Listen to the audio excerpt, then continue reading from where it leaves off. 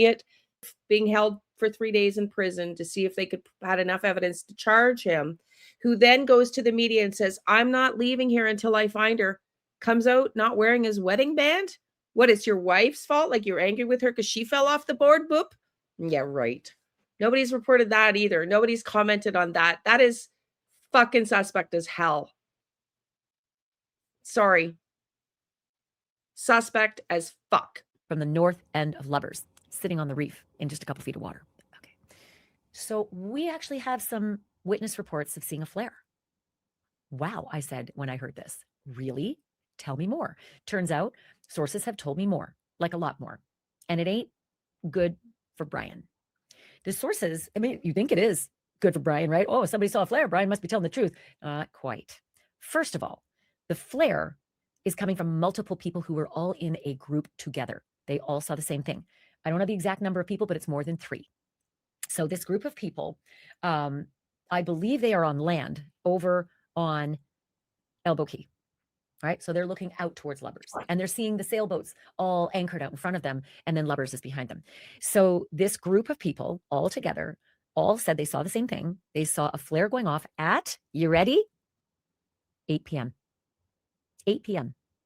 That would be 15 minutes after Brian says he's had this massive struggle, and off, Lynette went, I couldn't get to her, and I began floating, and then I get to Lubbers and I throw the anchor down and I set a flare. Well, that ain't 15 minutes.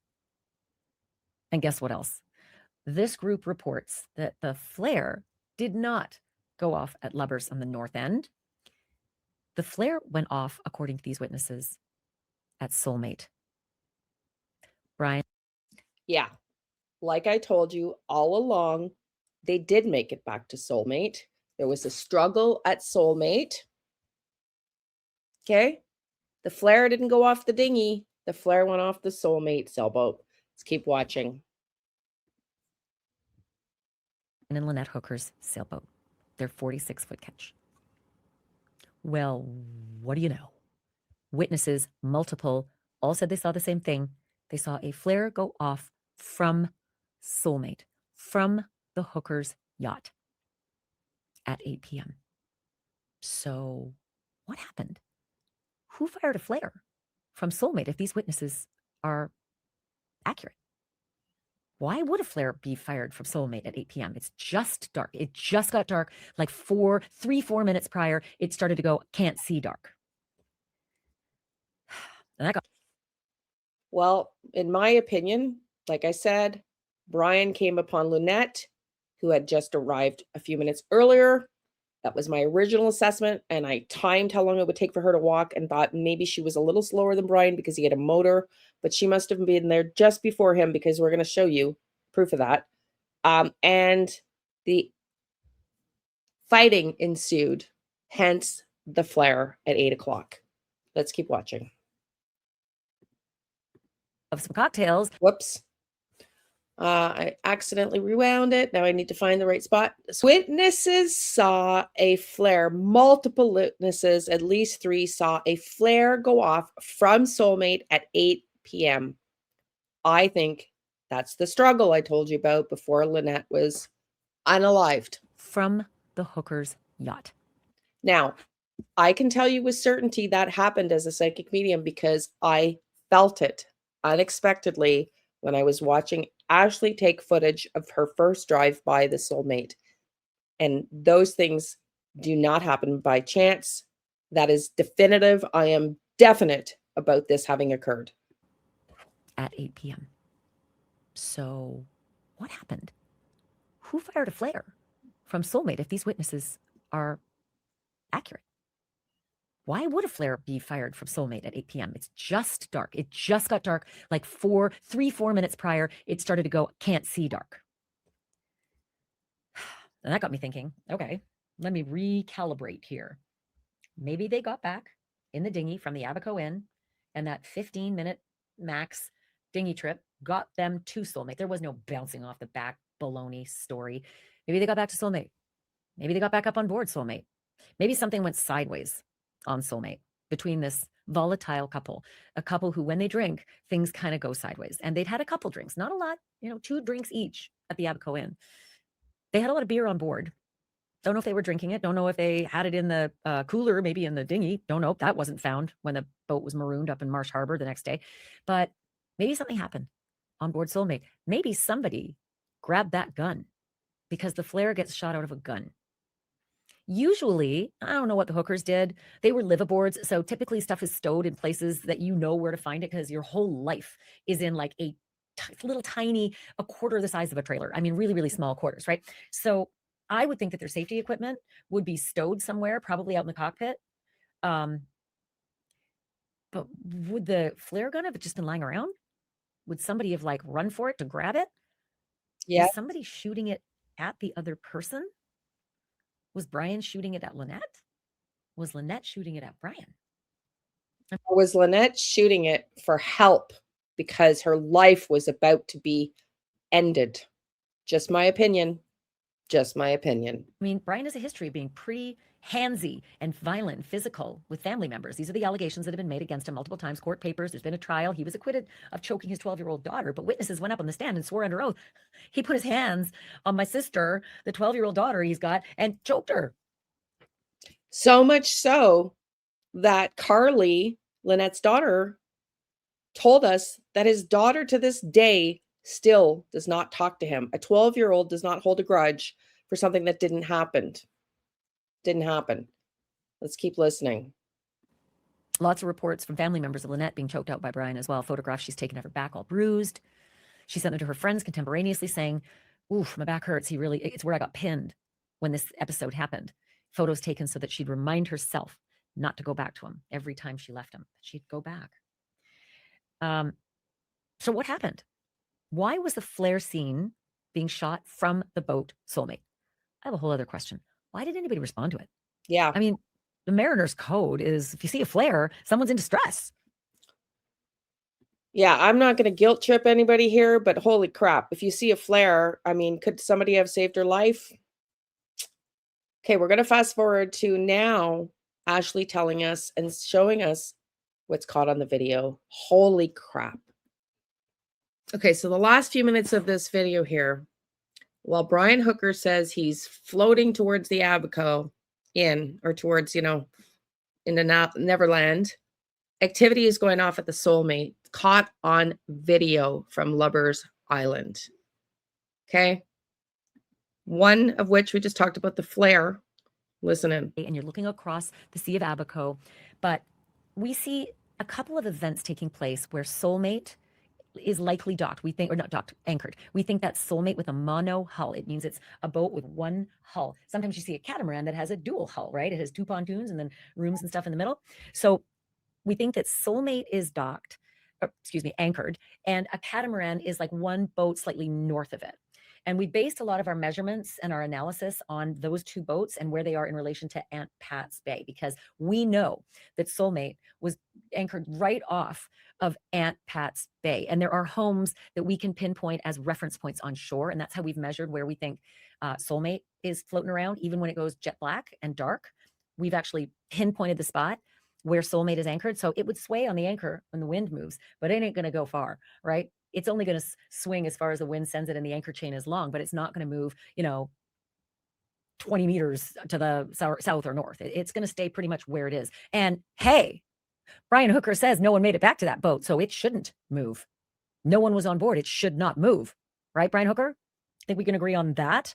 So we have looked at an event at 7:47 p.m.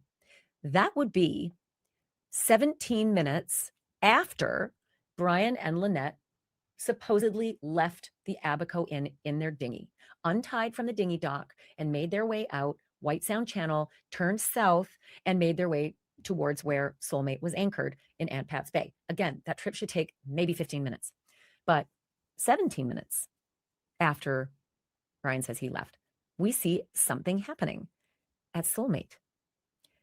I have been trying to figure out what exactly it is, but it is without question a big flash of light. Could be a couple things. It could be a reflection of something metal on board Soulmate that just catches the sun. And you know how that is? Like the sun can, send signals a mile away because it's so bright.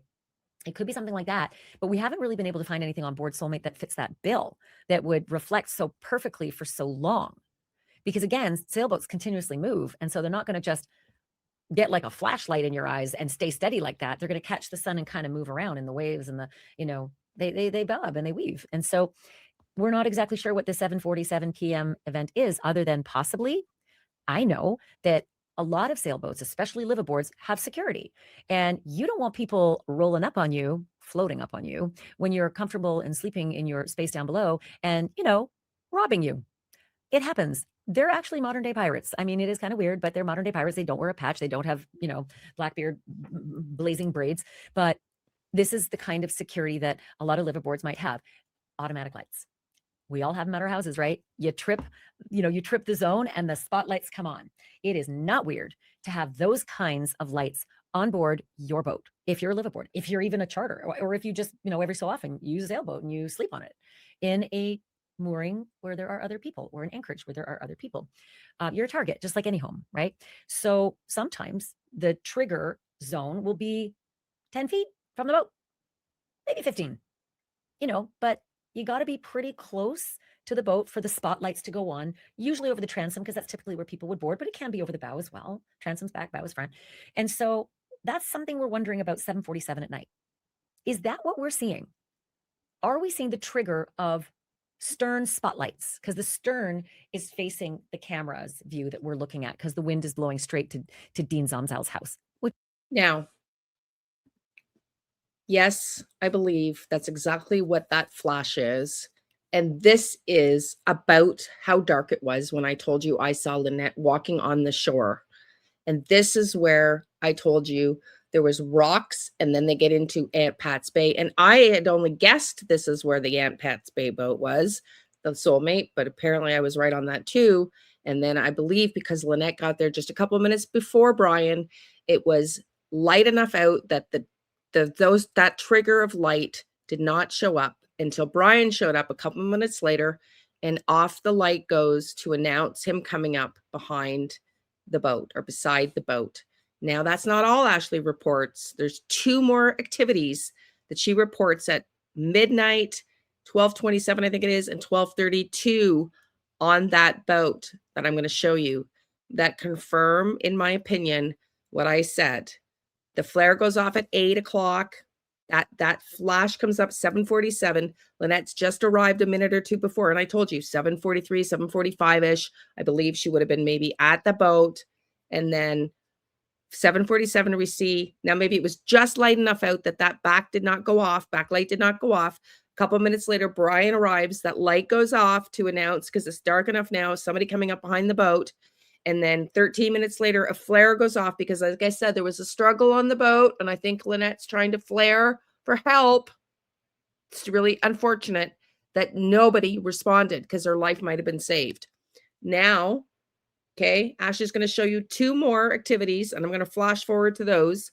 12:27, I think she said, and 12:32 of the dinghy moving and coming back onto the ship. And I told you, I think after the unaliving, he carried her body off the boat, the Soulmate, and put it in the dinghy and took her down to the Baker's Island near the Tahiti bar area, sandbars, wrapped her up and to seal her and anchored her in the water somewhere where he would then later put her.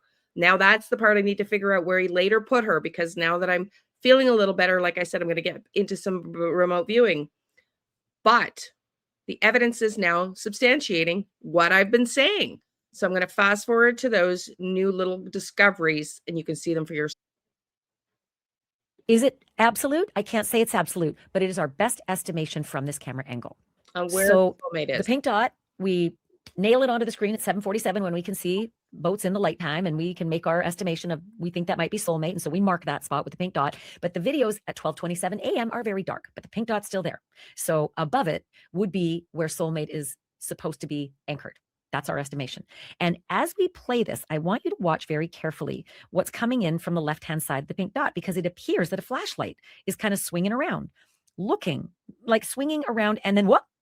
The light on board, what we think is Soulmate, goes on. The automated light, don't know, but the flashlight really fires right into Dean's camera and then kind of stays lit.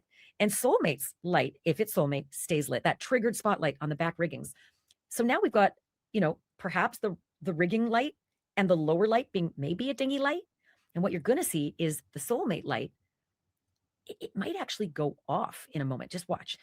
And is that because someone from the dinghy got up on board and then shut it off? Because it goes off, but the dinghy light stays on.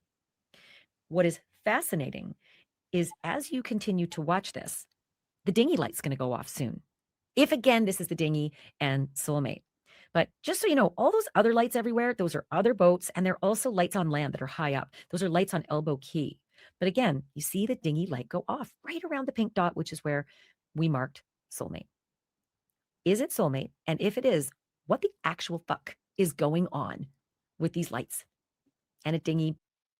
What the actual fuck is going on? Yeah, let's watch. Let's continue to watch. And I'm going to show you the last episode of activity on the Soulmate in a second.